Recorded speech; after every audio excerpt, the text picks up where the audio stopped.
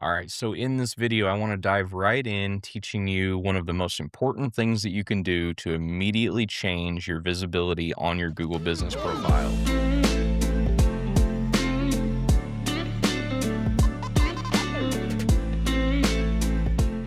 One of the most important things that you can do to better optimize your Google Business profile. And this is going to sound really simple, but it's the categories that you're listed in.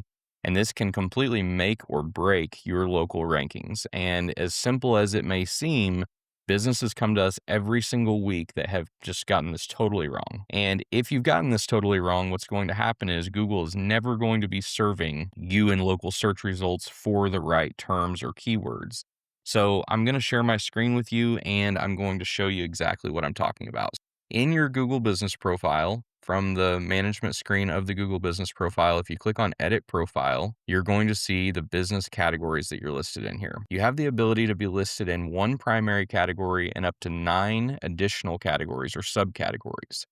And getting this right, and specifically getting the primary category right, is so unbelievably important. I want to stop right here to say one thing though. There are a few settings on your Google Business profile that if you edit or change them, they can cause your profile to go to an unverified status. If that happens, it's the initial verification process that you went through originally, which is usually a video recording showing your office location, documents proving that your business is real. And so I'm telling you that now as a warning. Categories can be specifically the primary category, but any category change can trigger re-verification. And that's not to promise that there's not other settings that you could change that would cause this too, but those are the primary things: name, address, phone number, and then also categories. So changing this could trigger re-verification, but I would also tell you that if it does trigger re-verification, but you change this and get these dialed in correctly, it can pay dividends and be well worth it. If you are currently in the wrong primary category, or if you have saturated your relevance or authority by selecting a bunch of different, filling up all of your 9 additional subcategories, you will be killing your rankings. Because again, here's the thing. If I am a website designer and that's my core service, but I also do, web hosting company, right? I also do web hosting. Well, if I got this backwards and I put web hosting company as my primary and website designer as my secondary, there are so many other business profiles in my market that have website designer as their primary that when someone searches for a term, anything related to website design, building a website, what's a good company to hire for my website, any of these different searches, they're going to automatically show everybody else that has the primary website designer category as their primary before they're going to show me. So I've immediately made myself irrelevant, buried. I might be on, the 40th or 50th position for a search term like that. So you want to get this right. The way that we do this, and this is what our agency does, and so I'm kind of just giving you a peek behind the curtain of exactly how we analyze these. You're going to want to be in Google Chrome because there is a Chrome extension called GMB Everywhere. So open up Google Chrome browser. If you don't have it, download Google Chrome. Once you've got that set up and you're in Chrome, visit gmbeverywhere.com, and then you're going to click on Install Chrome Extension.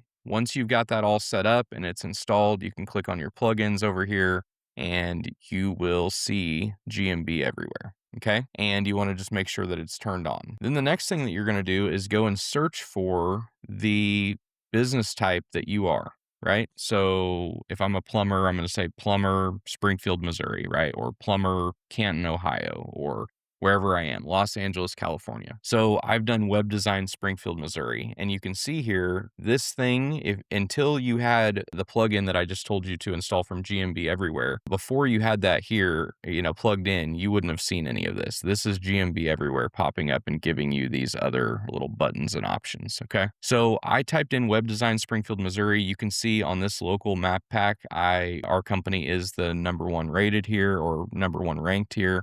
And then you can see these secondary or additional ones. Now, even if you have a brand new Google Business profile or you're creating one for the first time, you're not going to see yourself in these listings, but you still want to do this search exactly the same way. What you're wanting to do is look at your competitors and find out what the top performing business profiles have as their primary and secondary categories. So if I were to click on category finder right here, this is also, helpful, but this is not where we're ultimately going to want to go. So I'll start here. So if I click on category finder, you can see that it's bringing up website designer, and what it's doing is showing me related categories. And we're going to need this in a minute and come back to this, but I don't really want to know what are all the related categories to website designer. What I want to know is, in my market, what are the subcategories that the top performing competitors are using, not just every single related subcategory. So the other thing, which is what we're going to come back for in a minute, is related services show up here, and you'll see that there's a little view more button down here. We're going to click on that, and we're going to see a number of related services that GMB Everywhere has found that are commonly listed under website designer. These are services that would be listed, okay? And I'll probably do a separate video on services because right now we're talking about categories, but to go ahead and jump ahead, after you select your categories, you're going to be able to list services under each category, and it's going to be really important to get all of these things locked in just right. All right, so what I want to do is I'm going to go back just for a second to show you these search results again. And instead of clicking on category finder, I still have that tab open, and you are going to want this tab open. So leave that there, or you can always come back and do it. But we do want to open up category finder. But the first thing we want to do is click on open in maps. Okay.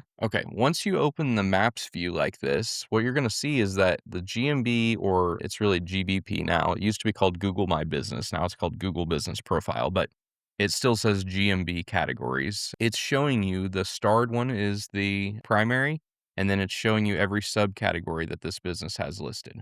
So what you're looking for is these top ranking competitors in your area here. What do they have as their secondary categories? And you can go through here and analyze different ones that do well in the area, are ranking well right here based on where we're sitting. And once you are ready, you can click on local scan. And this local scan is going to take every competitor listed here on the local search in maps that we've just pulled up, and it's going to give us some statistics showing, how many of these competitors have what primary category. So for instance, 40% of the competitors listed have website designer as their primary. 20% of them have marketing agency as their primary, and on down the line. And then on all categories, it's showing website designer is being listed by 90% of the competitors here.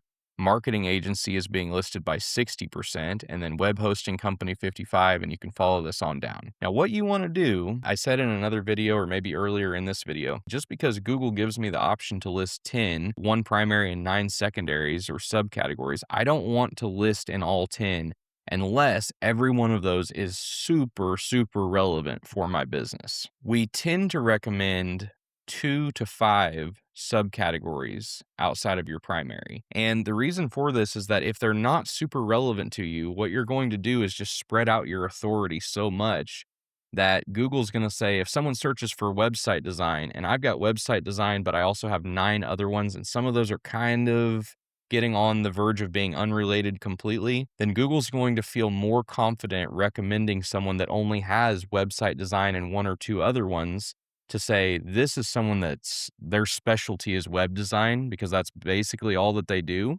So I'm going to show that to someone that's searching for website design. And so you have killed your chance at ranking for that because you've said, oh yeah, I do website design, but I also do this and this and this and this and this and this. And Google's going to say, well, this other business that primarily focuses on web design seems more fit to better handle this customer search.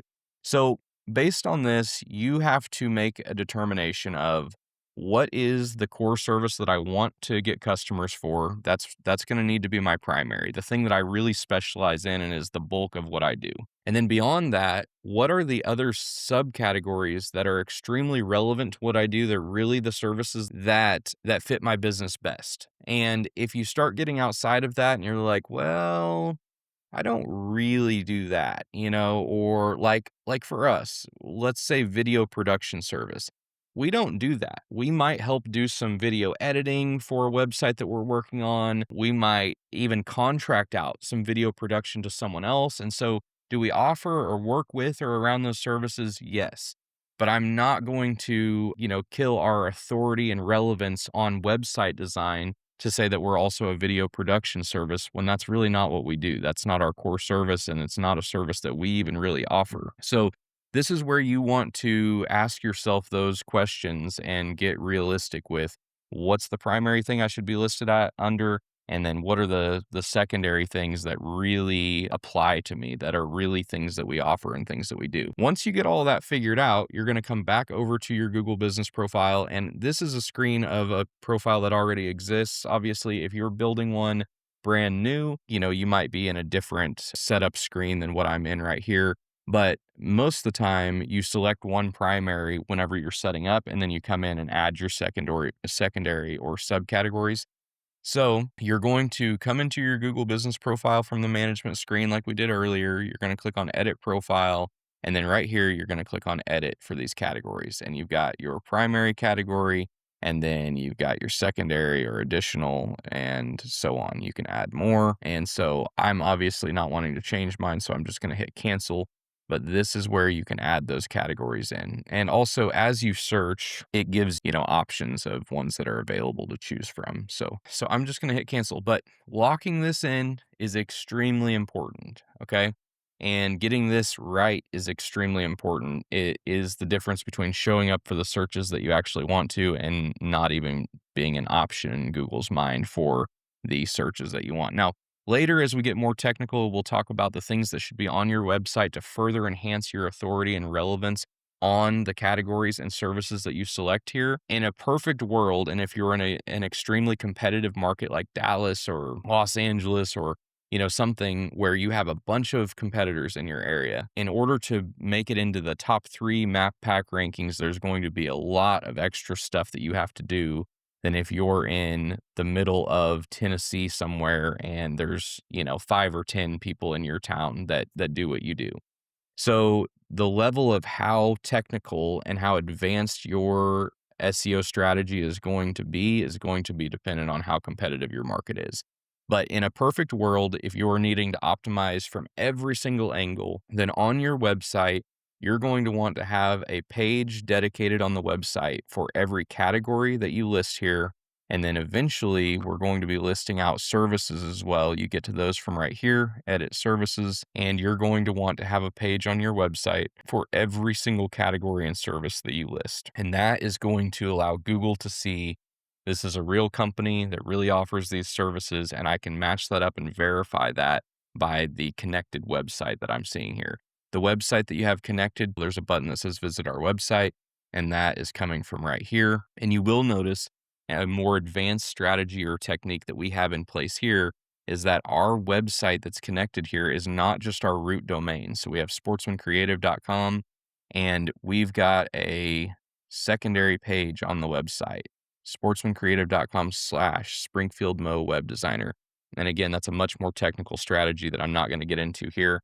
But you want the page that links from the Google business profile to your website. That page is going to be one of the most important things that you do on your website for building relevance and authority and trust with Google. You're going to want certain things found there, local signals, an embedded map from the Google Maps here, and just a number of different things. And those are things we'll get into later. But for right now, start with getting your business categories lined out, get those just right. And then the next step, which again, I'll go ahead and put this in another video, but after you've gotten these locked in, move over to services. And what you'll find is that Google usually, at least for the primary category, will likely have some suggested here that they think apply to you. If they don't apply to you, obviously get rid of them. If they do apply to you, what you're going to want to do is go in here and add a keyword-rich description. And what I mean by keyword-rich is just go in here and add a description that, talks about things that people would search related to that service.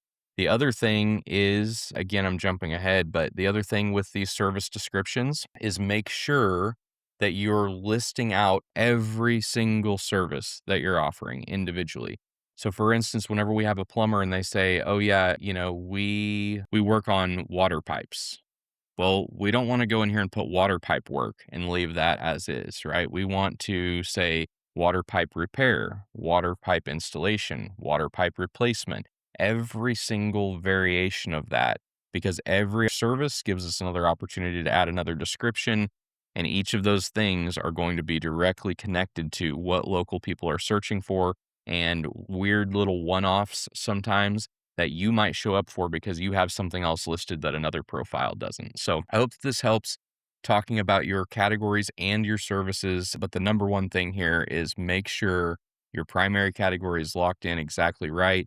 And then usually we're recommending around 2 to 5 additional subcategories. But again, that is not a rule or a hard rule that you don't break. There are times where it makes more sense. And one of those times is I'm giving that example as a plumber. We usually are well over that with our plumbers, maybe 7 or 8 or 9 different categories that a plumber can realistically and truly fit into for services that they offer and provide every day. If that's the case, go ahead and list them. Don't be afraid to add them. But in the old days, people were under the impression that the more I list, the better I am off. And I can tell you that we have gotten into profiles where we could see that they weren't relevant and it wasn't stuff that they should have been listed under. And we went from 10 categories selected with absolutely zero rankings on the GBP.